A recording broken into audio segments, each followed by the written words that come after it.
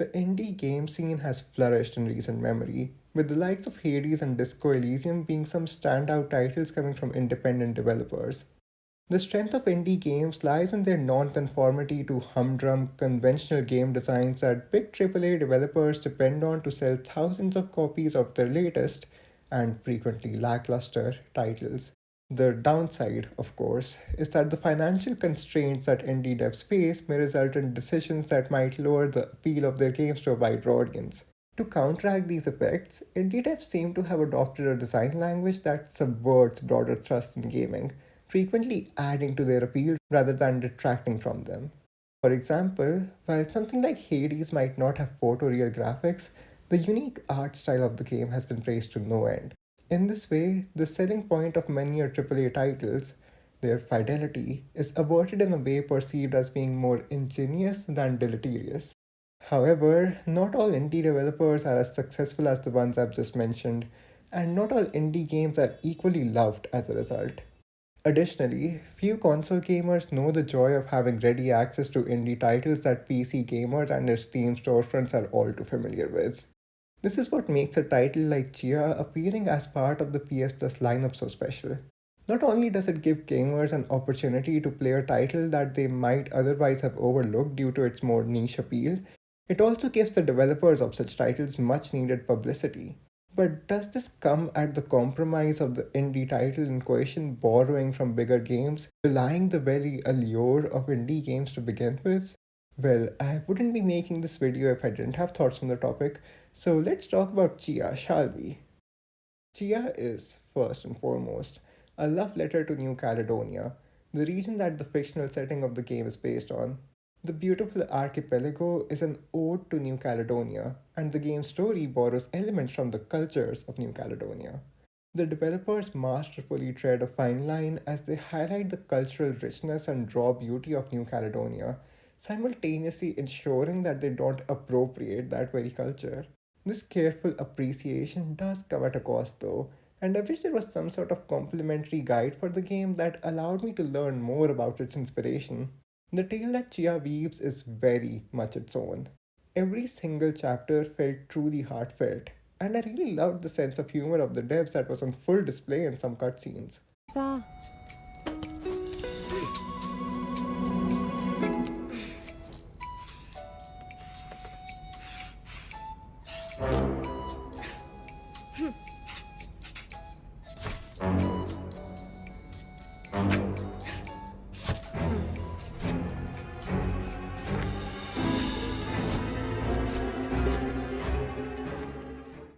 There's an overarching sense of intrigue, and the integration of magic in modern times feels very organic.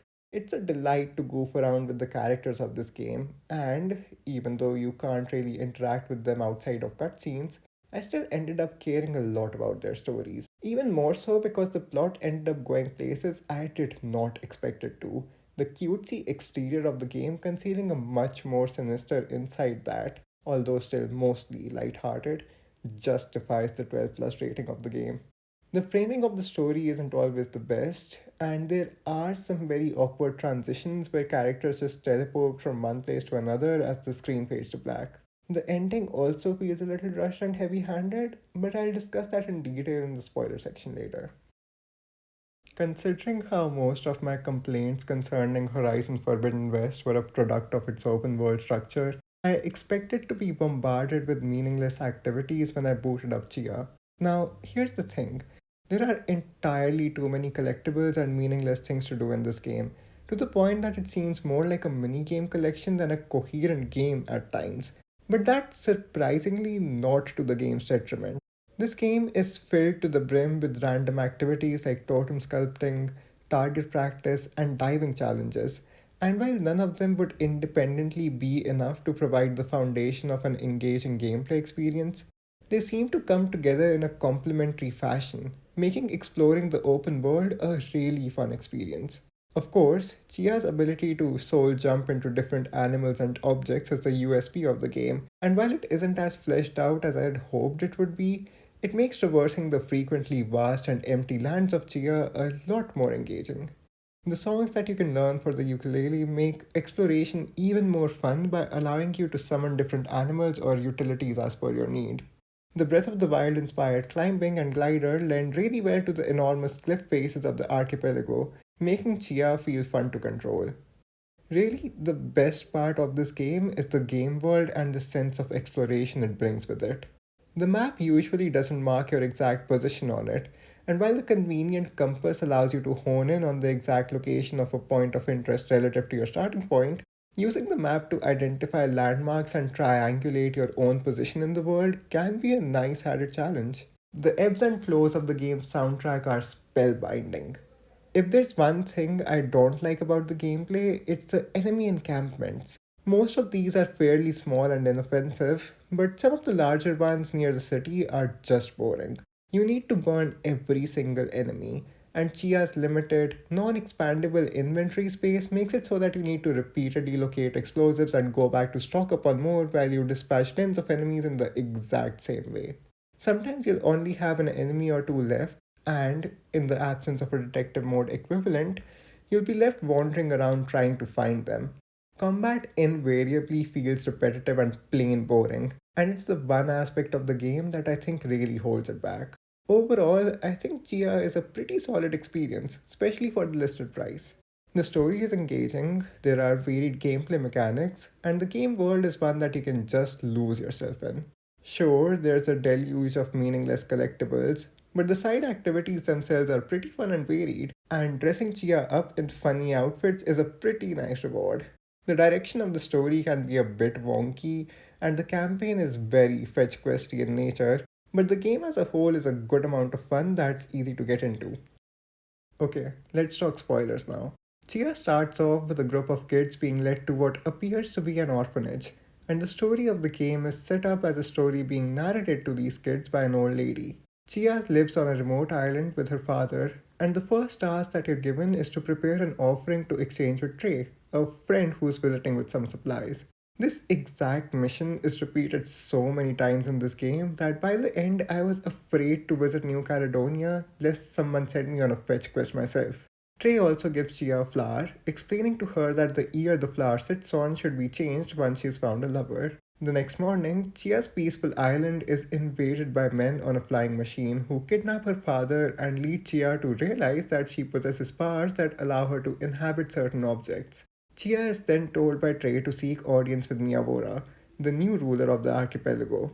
When she tries to meet with him, Chia is sent on another fetch quest, which also consists of sub fetch quests, but this turns into a journey of self exploration as she forms new bonds with people. Once she gets the offerings ready, Chia ascends to Miyavora's throne room and is attacked. I mean, what else did she expect? They did kidnap her father. Almost falling to her death because she seems to forget she has a glider in many cutscenes, Chia is saved by a mythical bird creature and whisked away to an island that seems like it should be underwater but isn't. There, she is led by an old woman to the magical banyan tree of exposition. She learns about Miyamora's ascent to power, finds that her new lover, Luis, has been kidnapped, and decides to take on the cloth factory that's generating Miyamora's army with the help of a new friend. The evil ruler finds out, and her father is killed, and the ensuing rhythm action section brought a tear to my eye. Chia is reunited with her mother, who turns out to be this mystical guardian who's on a quest for revenge because Miyabura consumed her son, Chia's twin brother. The two of them invade the throne room once more, and Chia gets consumed by Miyabura and destroys him from the inside, turning him back into a caterpillar and saving all the kids he had consumed in the process. It makes more sense when you play through the game, I promise. Miyabura's servant tries to kill Chia's long lost brother, and Trey has to give up his life essence to save him. The game ends with Luis being revealed as the narrator of Chia's tale, and Chia and Luis being shown to spend the rest of their days on Chia's home island. The plot itself may seem fairly run of the mill, but the specks of humor and self awareness sprinkled throughout the story prevent it from ever becoming boring. The quest structure may not be revolutionary, but the characters you meet along the way more than make up for any shortcomings on the gameplay side. The enmeshment of regular life with mythical creatures makes for a nice juxtaposition, although most characters do tend to take the strange goings on for granted. There are some sections, particularly early on, where you're just bombarded with text tutorials, And some quests require you to watch a cutscene, walk a little, and watch yet another cutscene. But again, the presentation of the story may be clunky, but the story itself is fairly robust. There's some miscellaneous observations I don't have the editorial prowess to fit into the meat of my review, so I'll talk about them here. First, I love how Chia graduates from burning fabric baddies to straight up exploding real human beings by the end of the game. Can't wait for the sequel. I am sure it'll be filled with excruciating torture scenes at her behest. Second, is the implication that Trey was the twins' father? His act of self sacrifice would certainly imply that. Was he just wearing those glasses to hide his eye color from Chia's father? Guess we'll never know. Okay, so final thoughts. I've never enjoyed exploring a game world quite as much as I did in Chia. It might not be the best looking game, or the best running game, or the game with the best gameplay, but it's a well rounded experience teeming with love. It was refreshing to just play a new, small scale game that wasn't a sequel or requel or whatever. I'm excited for what these devs have in store for us. It's clear that they're really talented and passionate about their work. Oh, but absolutely fuck that 100% completion requirement for the platinum though.